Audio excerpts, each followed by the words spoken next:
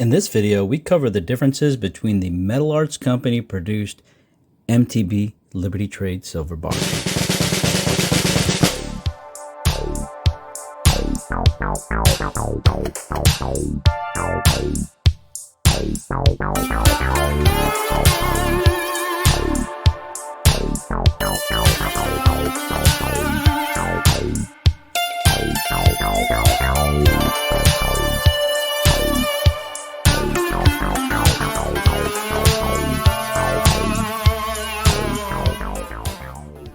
Welcome to Silver Bar Stacker, folks. I hope everybody's doing well and enjoying their day. Now today I just wanted to have a quick video to go through a topic that I was discussing on my auction yesterday, and that topic had to do with the original MTB or Manfred Tardello & Brooks Liberty Trade silver bars that were produced by a number of refiners actually. Now when it comes down to the MTB Liberty Trade silver vintage pieces, these are going to feature the Statue of Liberty on the front, and actually there's quite a few different types of pieces that were commissioned by Manfred Tardello & Brooks to create these Statue of Liberty inspired pieces. They both came in the form of bars and rounds. Now we've done some past videos on some of the rounds and bars, and we've kind of gone very deep with respect to a bird's eye view of all the different offerings that are able to be collected by the Manfred Tardello & Brooks name. However, I wanted to take today's video to kind of narrow down in on a very specific type of one of the many MTB Liberty Trade silver products. And so when it comes down to the commonly seen varieties of bars, especially 1 ounce bars, we're going to have three main refiners that are readily available on the market. Typically you'll see bars produced by the Metal Arts Company, and those are going to be denoted by an MA stamp on the back of the bar. You'll also have a Johnson Matthey version, and there's actually going to be a couple of different types of 1 ounce MTB Liberty Trade silver bars, and in fact I should say there's several, because there's actually some very rare variants out there. But when it comes down to just the common variants, there's a undated and a dated, a 1982 dated. And then finally the last company that was commissioned to make these bars, or at least one of the last companies that was commissioned to make these bars in 1986, would be our good friends at Engelhard, right? So we've got Metal Arts, they're out of Rochester, New York, here in the United States of America. Johnson Matthey, who had an international presence, and Engelhard, who also had an international presence, but did a primary amount of their business here in the United States of America. Okay, so that kind of gives you a little bit of a breakdown as to who had their hands in the production of bars for Manfred Tardello & Brooks, featuring this beautiful Lady Liberty design. And so Metal Arts Company, from my understanding, based off of my research and my estimation, is that Metal Arts Company was probably one of the first, if not the first company to be commissioned to make bars.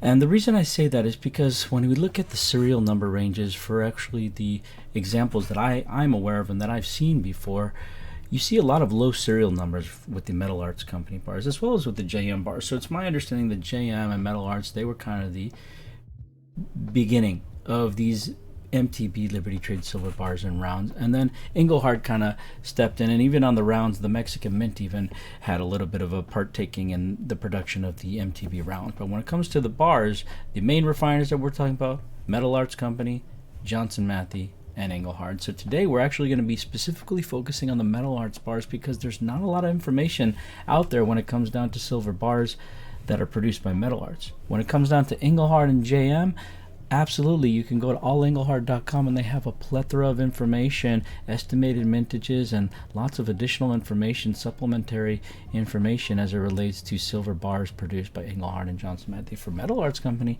that's not even one of the refiners that they talk about there. Now Metal Arts Company, we've spoke about them on the channel before. A lot of people are familiar with those Bunker Hill blue binder sets. These medallion series, these were also produced by Metal Arts Company, and Metal Arts Company had their hands in many other things as well. A lot of cool medallions that they created. In fact, Metal Arts Company, also known as Medallic Arts Company, they created some very cool artistic pieces. Now, I've spent a lot of time talking, 4 minutes in, and we haven't even showed you any of these bars. Like I said, we're going to be focusing on the Manfred Tardello & Brooks bars of the 1 ounce variety produced by MA. And the reason why I wanted to take time to do this video and do a slightly deeper dive on these particular bars is because I've actually come across a few different variants. My estimation is there might be as many as 4 different varieties of these 1-ounce metal arts bars. So when we talk about varieties of Engelhard, there's only one to collect, a 1986 dated, and that's it. And that's a 75,000 mintage bar, and that's all there is. Okay, when it comes down to the JM 1-ounce Liberty bars, at least the common ones, there's a whole bunch of rare ones that, you know, have mintages as low as, you know, the hundreds. But when we talk about just the common varieties of Johnson Matthey MTB Liberty Trade silver bars, you got your undated and you got your 1982 dated. And your 1982 dated is going to be 107,000 mintage, higher than that Engelhard one that we were talking about. And your undated is going to be 25,000 mintage, so about 3 times more scarce than that Engelhard one that we were talking about. But there's 2 JM bars that you need to collect. For metal arts, there might be as many as 4 bars that you need to collect. And I'm going to tell you why I feel that is, and we're going to go ahead and try to come up with some estimated mintage information if we possibly can for these first generation MA Metal Arts Company MTB Liberty Trade silver bars. Now let's go ahead and start with the lowest serial number that I have available here. I mean, I might have a lower serial number than this, but I kind of took a little sampling of MA 1-ounce bars with varying serial numbers and varying nuances with respect to how they kind of look on the reverse. The fronts will look very, very similar on all these bars. You don't see a whole lot of a difference here with these bars, right? But let's take a look at this first one. Like I said, this is going to have the lowest serial out of all of these, and let me just point a few things out that'll be pertinent as we move forward. So first thing we notice is that this thing here is in the original factory seal, and this is how my understanding the original factory seal looked on the earlier variation bars, not the later bars. So keep an eye on the seal, and later on we'll talk about how MA Metal Arts Company kind of changed their seal over time. And the reason I want to say that this is kind of one of going to be your earlier bars is because the serial number is very, very low on this relative to some of the other serial numbers I have. Can't really see it through the plastic and the light very well, but it says 5052, something along those lines. And if we look down here, you don't see any JM stamp, you don't see any E's, but you see a MA right there inside a little circle. And it almost looks like it's kind of like typed in with a computer, if you can see that there. It's just an MA and a circle there inside that seal. So this right here is going to be what I call the first generation or the first series MTB Liberty Trade silver bar. You got pretty large serial number digits. It kind of takes up that entire space of that rectangle, and you've got kind of an MA stamp that looks like it was, the text was kind of typed by a computer. Okay? Original factory seal looks like this cheap plastic, which we see in a lot of vintage bars and rounds. And so this we're going to call, again, the MA Series 1. I'm not going to go ahead and tell you definitive mintage estimate because I really need to take a deeper dive, do more research, look at more examples, and then we can come with more conclusive information. But I can definitely tell you that maybe in the, not definitely, I can maybe estimate that, hey, maybe in that first 10,000, first run of 10 or 15,000, maybe not 15,000, but maybe the first 10,000 or so bars were produced like this. So I'm thinking maybe there might be like, you know, 10 or 12,000, something like that, of these type 1 MA bars out there with the large serial number digits, the MA stamp that looks like it was typed on there with this sort of original seal. Okay, that was a 5,000 something serial number. Now we move on and we move up another 10,000 serial numbers. Okay, now we look at this, the back of this bar, and we notice, hey, that's a 1,000 or 14,437 serial. The serial number is still, I guess, pretty big, still kind of taking up a good surface of that rectangle there, and even that 7 is kind of oversized there, so that's an interesting thing. That's an interesting thing to note. But if you look at that MA is looking a little bit different. It's looking a little bit more bold. It's looking almost a little sloppier, you could say. This one is like a finer MA in the sense that it's kind of like, it's almost like typed in, right? It's skinnier. And over here, it's like a little bit more freeform, I would say. Obviously, it was still done by a computer, but it almost looks like a different font. You see what I'm saying? You have more space in between the actual lettering. M and A, it's bolder. It's almost like a bolder font and less refined. Okay? So once we get into this maybe 14,000 range, I don't have a couple examples with this, but somewhere around that 14,000 range, maybe 14,436 looks like that first bar we showed, and 14,437 is this bar, and that's when they made the transition. Highly unlikely. Maybe around, you know, we don't know when. Maybe 10,000, maybe 12,000, maybe 13,000 is when they made the switch to this sort of a font. But you can see a distinctly different font here on this type 2 is what I'll call this. Okay.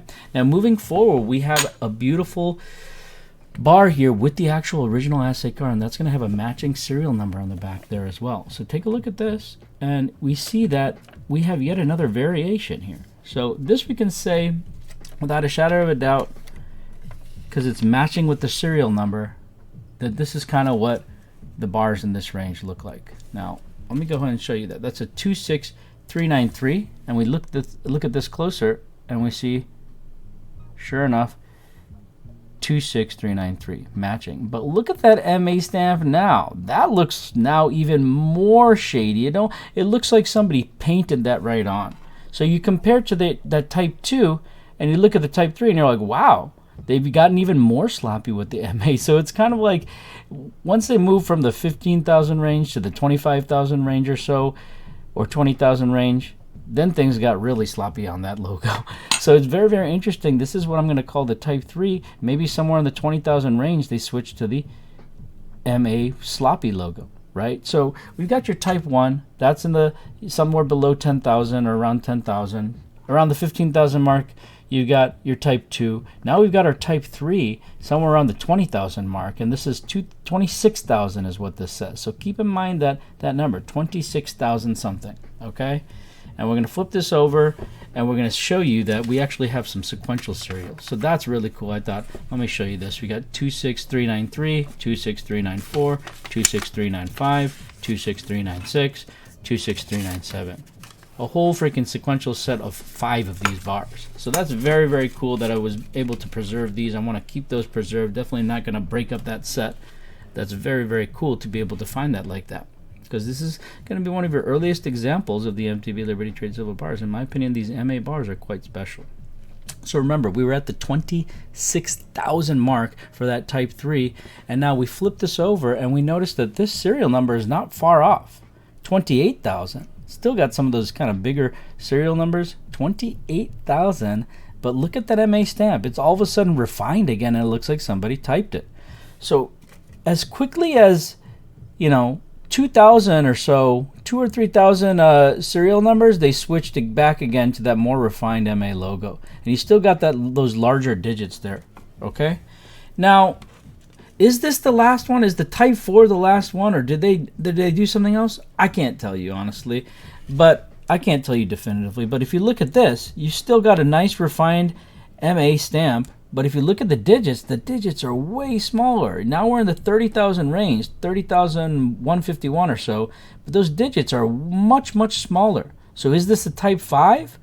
Or is this just another version of the type 4? We don't know, but I'm almost willing to call this a type 5 because you got smaller digits on the text. This is starting in the 30,000 range, and you've got an MA that looks very refined, just like its predecessor. So type 1, type 2, type 3, type 4, type 5? Maybe. I've never seen an MA bar that's in the 40,000 serial range. So my guess is that this is probably the last version of the bar that they ever made.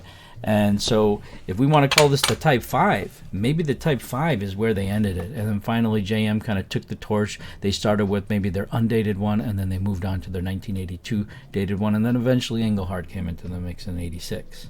Right?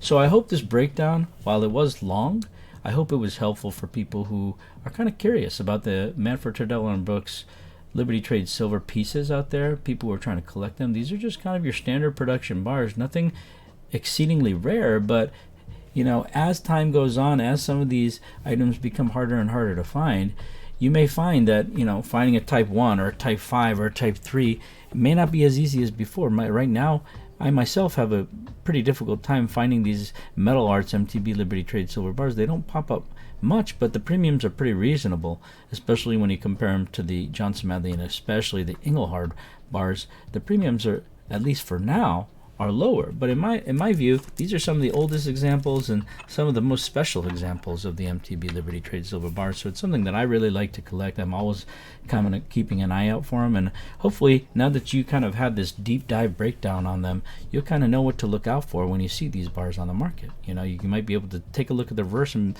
kind of make a guesstimation of like, hey, you know, I think that might be a type 2, right?